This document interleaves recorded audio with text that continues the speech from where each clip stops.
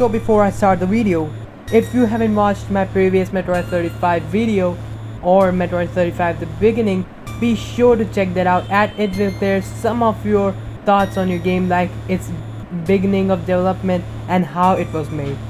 And if you watched it, then welcome to Metroid 35 episode number 2. The original Metroid was an action-adventure game in which the player controls, as we all know, Samus in a sprite-rendered two-dimensional landscape. The game takes place on the fictional planet of Zabes, a large open-ended world with areas connected by doors and elevators. The player controls Samus as she travels through the planet's caverns and hunts space pirates. She begins with a weak power beam as her only weapon, and with only the ability to jump. But the player explores more areas and collect power-ups that grant Samus special abilities and enhances her armors and weaponry, allowing the player to explore more areas and collect more power-ups. Among the power-ups that are included in the game, there are morph balls, which allow Samus to curl into a ball and roll into tunnels, the bomb, which can be used while in ball form and can upon hidden floor and wall paths, and the screw attack, a somersaulting move that destroys enemies in its path. Into common enemies, Samus encounters only two bosses in the original, Grad and Ridley, whom she must defeat in order to progress. Ordinary enemies typically yield additional energy or ammunition when destroyed, and the player can increase Samus's carrying capacity of finding tourist tanks and defeating bosses. Once Grad and Ridley have been defeated, the player can shoot their status to open the path to the final area and confront the big bad of this game, Mother Brain. The plot of the original Metroid is very easy to go. It takes place in the year 20X5. The space pirates attack the Galactic Federation owned by Space Research Vessel and see samples of the Metroid creature, the parasitic life form discovered on the planet SR388. Dangerous floating organisms, the Metroid can latch onto any organism and drain its life energy to kill it.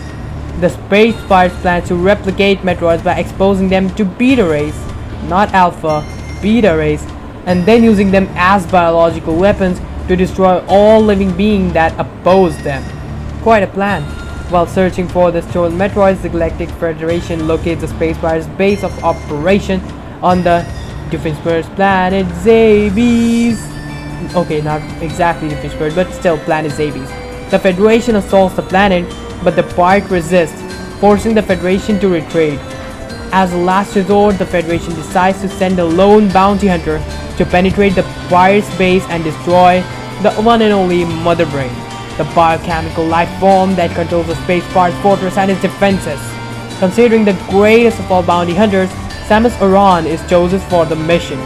Samus lands on the surface of Zabes and explores the planet, traveling through the planet's caverns.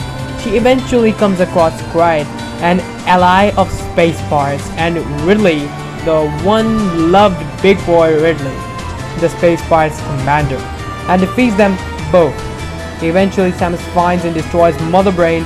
A time bomb is in place to destroy the lair, and she must escape before it explodes, which give way to the 5 ending screens based on the time of completion of the game. Metroid was one of the first games to contain multiple endings. In the 3rd and 4th and 5th ending, Samus Aran appears without her suit and for the first time is revealed to be a girl himself. In Japan, girl herself. In Japan, the discard media used by the Famicom Disk System allows players to up to 3 different save game slots in Metroid. Similar to The Legends of Zelda in the West, use of an internal battery to manage files was not fully recognized or realized in time of Metroid's international release. The Western versions of Metroid use a password system that was new to the industry at the time, in which players wrote down a 24-letter code and re-enter into the game when they wish to continue a previous session. Codes also allows for cheats such as, I'm not going to say the name, maybe someone pop up from genre Nintendo and sue me, I don't know. Metroid is one hefty thefty boy, or I should say hefty thefty girl, as it chucked up millions of dollars just for its gameplay, and as of 2004 2.73 million units of Metroids were sold worldwide. It was a critical and economical and commercial success. It was a huge game back in 1990s, with publications like All Games Famitsu giving it 5 stars on the NES one, and it scored much way bigger. And due to its high popularity, the game was also reimagined as Metroid Zero Mission with more developed backstory, enhanced graphics, and the same general game layout. That's it. That's all for today's episode of Metroid 35, and we originally talked about the original Metroid game on the NES, and we had quite a lot of fun. So if you're guys watching me for the first time, be sure to subscribe to my channel and ring that notification bell, so every time I upload a video, you get the consent. And if you like my content, please do consider liking this video and sharing it to your friends, and also watch my previous other videos. And also Friday on release third Zelda 35 videos, which are also very crucial. So yeah, thank you so much for watching. See you next time.